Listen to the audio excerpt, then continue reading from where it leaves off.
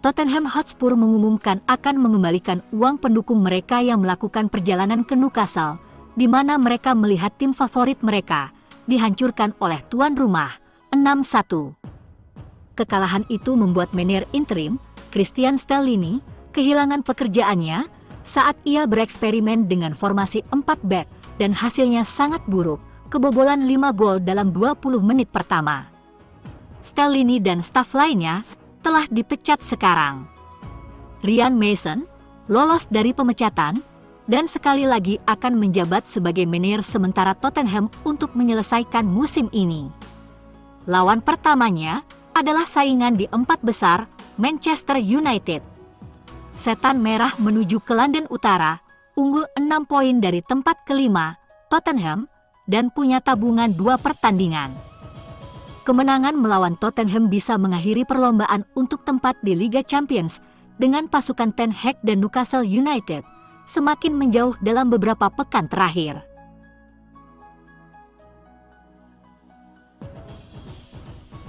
Ryan Mason akan ditugaskan untuk membimbing tim yang kehilangan kepercayaan diri menjalani 6 pertandingan terakhir musim ini jika dia bisa bertahan selama itu.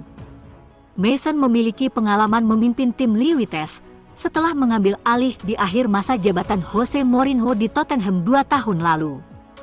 Dia membawa Harry Kane CS menang 4 kali dan kalah 3 kali. Mason akan tanpa beberapa pemain utama saat United bertandang.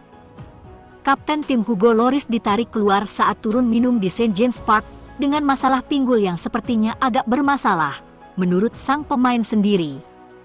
Clement Lenglet dan Ben Davies cukup fit untuk duduk di bangku cadangan di Newcastle. Duo ini akan bersaing untuk starter di bawah Mason. Sementara Rodrigo Bentancur, Emerson Royal, Ryan Sessegnon dan Yes Bissouma tetap absen karena cedera jangka panjang. Hugo Lloris tidak bisa tampil dan akan digantikan Frazier Forster. Davinson Sanchez bisa digantikan Davies untuk melengkapi trio bek bareng Eric Dier dan Christian Romero.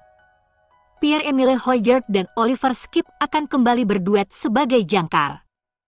Pedro Porro akan jadi bek sayap kanan, sedangkan Ivan Perisic di kiri. Pape Matar Sarr bisa masuk jika diperlukan sebagai pengganti. Heung-min Son dan Dejan Kulusevski akan menjadi pendamping Harry Kane sebagai trio striker di depan. Richarlison dan Arnaud Danjuma siap menggantikan dari bangku cadangan. Erik ten Hag akan sangat hati-hati untuk menurunkan Bruno Fernandes. Sang wakil kapten mengenakan pengaman saat terakhir muncul di media. Kiper David De Gea yang sedang tidak tampil bagus itu dipastikan tetap jadi starter. Aaron Wan-Bissaka juga dipastikan starter dan ditugaskan untuk menekan Son Heung-min yang licin. Duet bek tengah kembali akan ditempati Victor Lindelof dan Luke Shaw. Seperti yang dikatakan Shaw, bermain sebagai bek tengah tidak mudah baginya, tapi Shaw adalah opsi yang lebih baik di sana daripada Harry Maguire. Di bek kiri, Diogo Dalot telah relatif sukses sebagai bek sayap kiri akhir-akhir ini setelah kehilangan tempatnya di kanan dari Wan-Bissaka. Di tengah, duet Casemiro dan Eriksen harus tetap jadi andalan. Ini akan menjadi kunjungan pertama pemain Denmark itu ke Stadion Tottenham Hotspur sejak meninggalkan Spurs pada Januari 2020.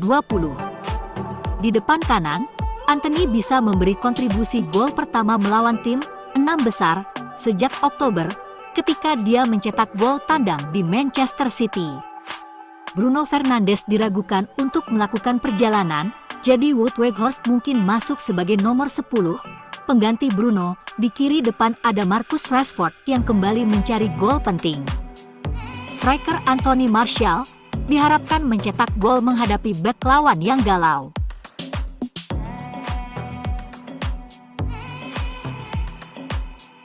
Laga penentu 4 besar ini akan dipimpin sejumlah ofisial pertandingan.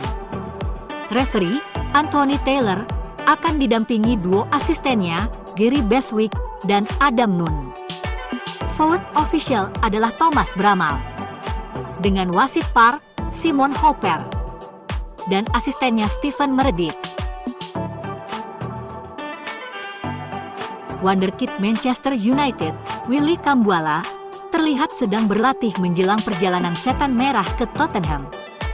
Tim asuhan Erik ten Hag melakukan perjalanan ke London Utara dengan semangat tinggi setelah mengalahkan Brighton melalui adu penalti untuk mencapai final Piala FA. United akan berharap untuk mengamankan kemenangan lain melawan Tottenham, karena mereka semakin dekat dengan kualifikasi Liga Champions. Untuk melakukannya, mereka harus melewati tim Spurs yang kurang percaya diri.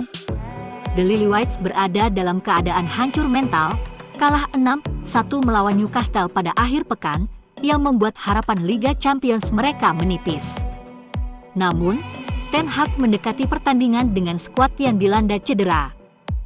Dan akibatnya terpaksa memanggil beberapa pemain akademi untuk membantu.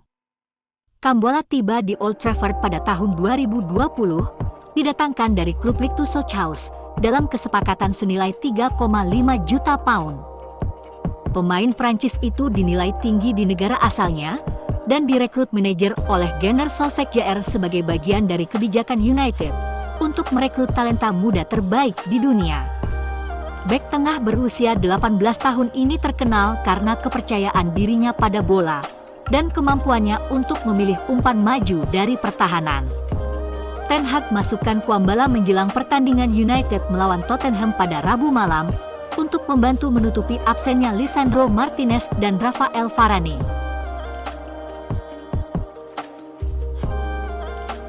Terlepas dari kebangkitan Aaron Wan-Bissaka, United tetap berada di pasar untuk bek kanan.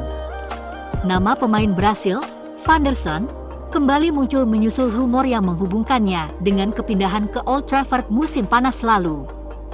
Klubnya, AS Monaco, sedang mempersiapkan kehilangan beberapa pemain papan atas tim, dengan raksasa Ligue 1 yang kemungkinan besar akan kehilangan tempat di Liga Champions.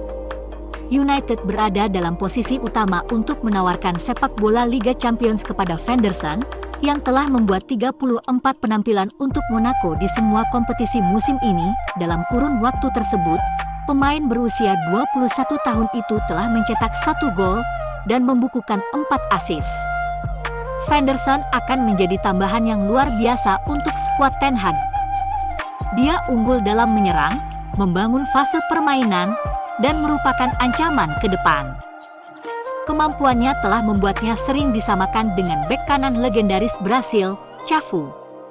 Ia menawarkan sesuatu yang berbeda dari Dalot dan Wan-Bissaka. Situasi pemain asal Brasil ini tentunya menjadi salah satu hal yang menggembirakan para penggemar United.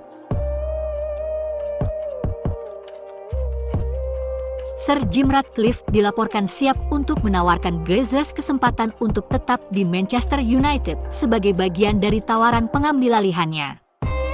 Proses pengambil alihan MU telah beralih ke putaran penawaran ketiga dan terakhir.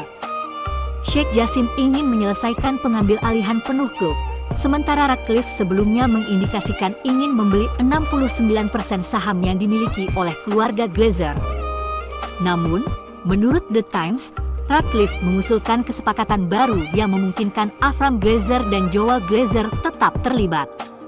Ratcliffe akan membeli saham MU lebih dari 50% untuk perusahaan petrokimia Ineos miliknya dan mengizinkan keluarga Glazer untuk menjual seluruhnya atau mempertahankan 20% setan merah. Ini dipastikan akan menyulut murka fans setan merah. Sebagai bagian dari penawaran, 30% sisanya akan tetap bersama berbagai grup investasi yang sudah memiliki saham di klub. Proposal baru kemungkinan akan menarik Avram dan Joel Glazer, yang diyakini tertarik untuk mempertahankan minat di Man United. Namun, Sheikh Jassim masih yakin tawarannya untuk membeli setan merah akan berhasil. Ada juga minat dari beberapa dana investasi AS yang ingin mengakuisisi saham minoritas. Carlyle Group, Ares Management, dan Elliott Investment Management semuanya dapat memutuskan untuk mengajukan proposal sebelum batas waktu hari Jumat.